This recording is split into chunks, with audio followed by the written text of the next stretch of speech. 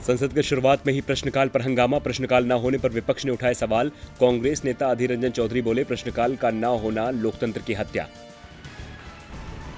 दिल्ली में दंगों के मामले में उमर खालिद गिरफ्तार। लंबी पूछताछ के बाद हुई गिरफ्तारी। उत्तर पूर्वी दिल्ली की हिंसा में सहयोग करने का है आरोप। यूएपीए के तहत की गई गिरफ्तारी।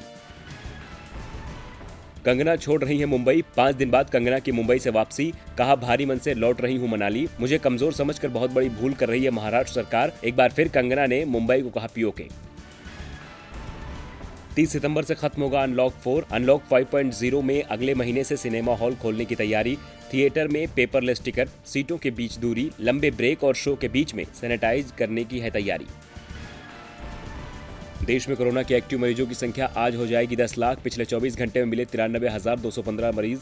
कोरोना से 24 घंटे में हुई 1,140 मरीजों की मौत। 21 सितंबर से खुलेंगे हायर एजुकेशनल इंस्टीट्यूट।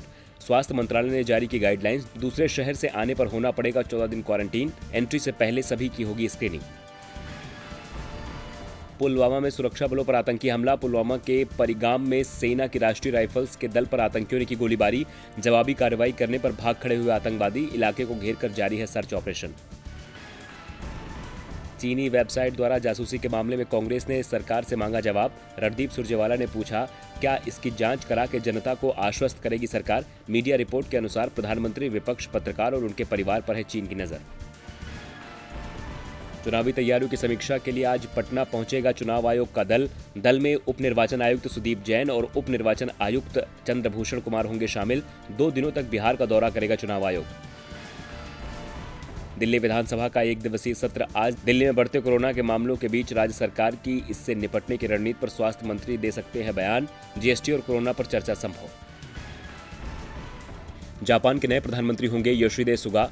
जापान में सत्तारूढ़ लिबरल डेमोक्रेटिक पार्टी के नेतृत्व में चुनाव में योशिहिदे सुगा को मिली जीत। बीमार शिंजो अबे की जगह लेंगे सुगा।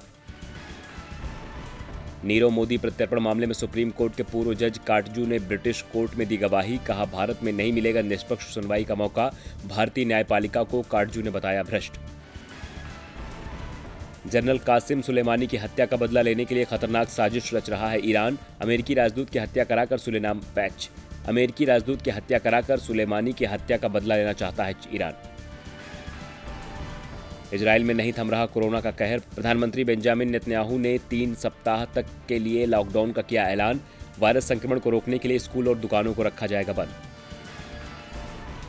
दुनिया भर में कोरोना संक्रमितों की संख्या हुई 2,89,02,753। महामारी से जान गंवाने वालों की संख्या हुई 9,22,737। कोरोना को मात देने वालों का आंकड़ा पहुंचा 1,95,47,423 के पार। जेल में बंद रिया चक्रवर्ती के लिए लगाई जाएगी बेल की अर्जी। बेल के लिए आज हाईकोर्ट जा सकते हैं रिया के वकील। बेल न मिलने पर रिया को 22 सितंबर तक रहना पड़ेगा जेल में। कंगना के नहीं थम रहे सियासी वार। चंडीगढ़ पहुंचते ही बोली कंगना, इस बार मैं बच गई, सोनिया सेना के कारण मुंबई असुरक्षित। दूसरे वनडे मैच में हारने के बाद बोले ऑस्ट्रेलियाई गेंदबाज पैट कमिंस। कमिंस ने कहा कि इंग्लैंड के खिलाफ दूसरे वनडे में 2 बार जीत के करीब पहुंचकर मिली हार को पचाना है बहुत मुश्किल। गेंदबाज अजीत अगरकर को है दीपक चहर की फिक्र। अगरकर ने कहा कि दीपक के लिए कोरोना से उबरने के बाद मैदान पर वापसी करना आसान नहीं होगा, नहीं कर पाए हैं अच्छे से प्रैक्टिस।